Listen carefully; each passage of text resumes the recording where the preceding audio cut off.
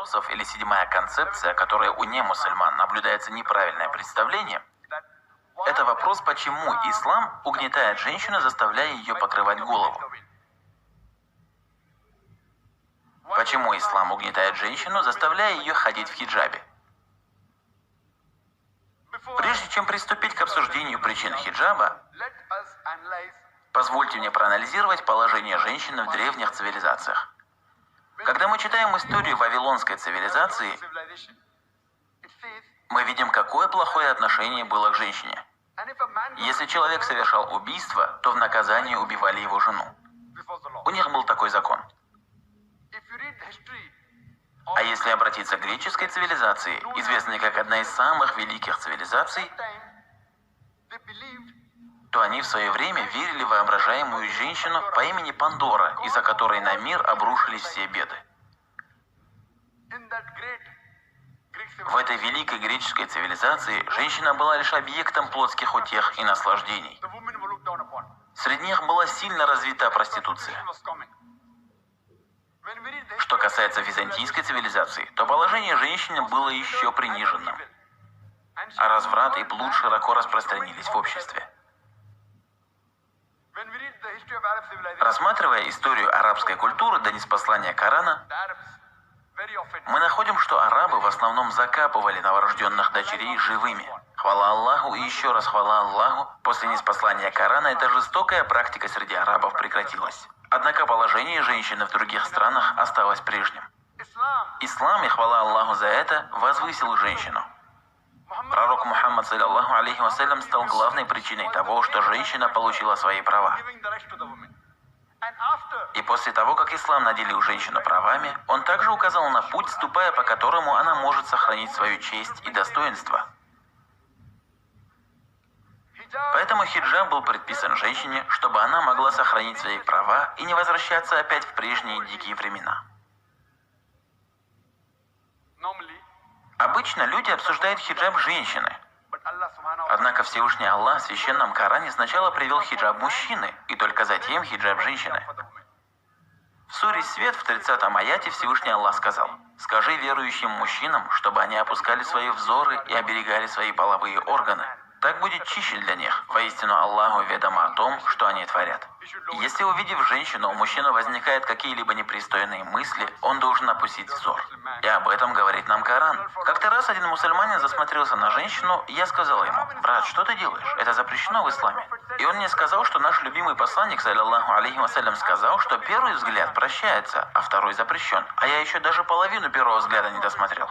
Когда посланник Аллаха говорил, что первый взгляд прощается, а второй запрещен, он имел в виду, что если непроизвольно взгляд упал на женщину, то надо отвести взгляд и не смотреть на нее повторно. А это не значит, что тебе дозволено 10 минут непрерывно смотреть на женщину и сказать, что еще не завершил первый взгляд. В следующем аяте суры Свет Всевышний Аллах сказал относительно концепции женского хиджаба: «Скажи верующим женщинам, чтобы они опускали свои взоры и оберегали свои половые органы».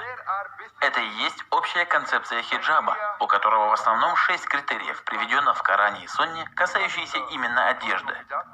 Во-первых, это длина одежды. Мужчины обязаны прикрывать одеждой тело от пупка до колен, а женщины обязаны прикрывать все тело. Единственным исключением для них является лицо и кисти рук.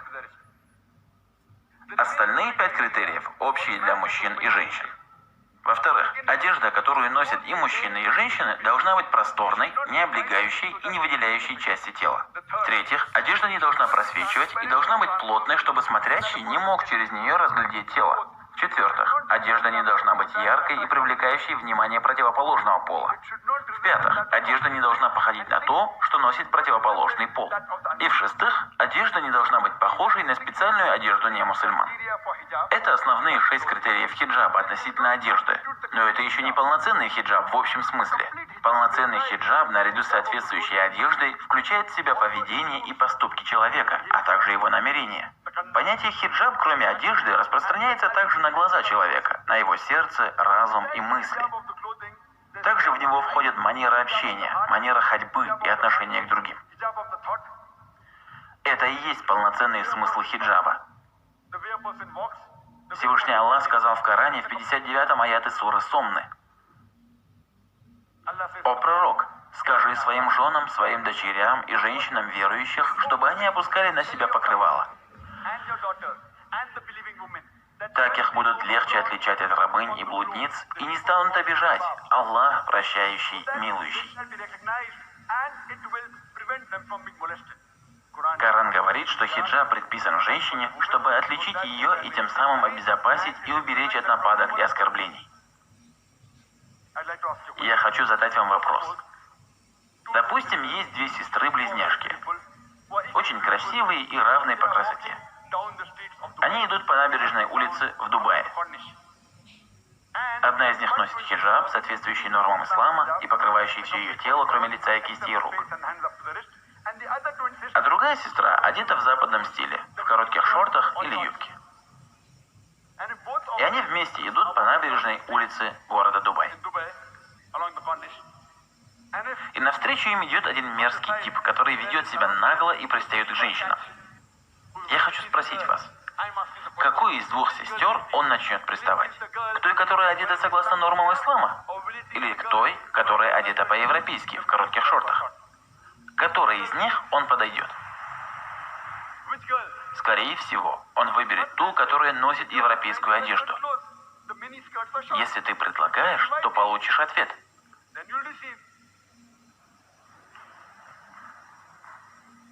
Коран по праву говорит, что хиджаб предписан для защиты женщины от приставаний и домогательств. И после этого, если кто-либо совершит изнасилование, то согласно нормам ислама и шариата в определенных случаях ему предназначено наказание в виде казни. Некоторые немусульмане удивленно скажут: казнь в 21 веке? Ислам – варварская религия, в шариате нет милосердия. Однако, когда я задаю следующий вопрос, который я задал тысяче немусульман, и говорю: представьте, что Аллах запретил это, и кто-то совершил это мерзкое дело с твоей матерью или сестрой, и ты находишься среди судей. Насильника привели и посадили прямо перед тобой. Какое наказание ты ему вынесешь? Поверьте мне, все люди без исключения сказали: мы его накажем смертью. Некоторые пошли еще дальше и хотели вынести решение истязать его до смерти. Если кто-то изнасилует вашу мать, жену или сестру, вы приговорили бы его к казни. А когда это случается с сестрой или матерью другого человека, такой приговор получается варварским. Почему у вас двойные стандарты? И знаете ли вы, что в Соединенных Штатах, самой прогрессивной стране в мире, наибольшее количество преступлений сексуального характера? В статистических данных ФБР 1990 года каждый день совершается 1756 изнасилований. А согласно данным Министерства юстиции, за 1996 год каждый день совершается 2713 изнасилований. В 90-м году было 1756, а в 96-м уже стало 2713. Возможно, американцы стали смелее, за 6 лет стали более дерзкими. Если вы проведете расчеты, то каждые 32 секунды в Америке совершается изнасилование. Мы здесь находимся уже 1,5 часа, и за это время в Америке совершено примерно 150 изнасилований. Я задам вам вопрос. Если ведут законы шариата, согласно которым каждый мужчина при виде женщины должен опускать взор, а женщина должна носить закрытую одежду, ее тело должно быть закрыто, кроме лица и кистей рук, и после этого, если человека, совершившего изнасилование, будут приговаривать к казни, я задам вам вопрос. Количество изнасилований в Америке увеличится или уменьшится? Конечно, уменьшится, потому что это практически закон, который дает результат. По этой причине в Саудовской Аравии процент изнасилований ниже, чем в остальном мире. Кто применяет шариатские законы, тот обязательно добьется результата. Западные общества заявляют, что они возвышают женщину, когда говорят о ее свободе. Однако это не что иное, как убедительный способ для использования ее тела, развращения души и потери чести. Они говорят, что улучшают положение женщины, но на самом деле уменьшают ее статус, сделав ее любовницей, подругой или простым инструментом в руках сутенеров и тех, кто ищет плотские утехи. Все это скрывается за разноцветным экраном под названием «искусство» и «культура». Прикрываясь этим, европейцы продают своих матерей и дочерей. И как вы можете наблюдать, стало очень популярным то, что во многих рекламах обязательно присутствует женщина. Например, в рекламе мотоциклов. Сколько женщин ездит на мотоциклах? Но несмотря на это, именно женщины их рекламируют. Также и автомобили. Хотя женщины меньше мужчин ездят, но в рекламе ты часто видишь именно женщину. Мне рассказали про очень популярную рекламу BMW. Вы знаете эту марку? Молодежь любит ее за скорость и качество. Так вот, мне рассказали, что на одной из реклам BMW перед автомобилем стоит женщина в бикини и внизу надпись: «Попробуй управлять ею сейчас». Управлять чем? Женщиной или машиной? Под лозунгом свободы женщины они чуть ли не продают своих дочерей и матерей. А что касается нас, то мы любим своих матерей, жен и дочерей, и мы не хотим, чтобы их использовали.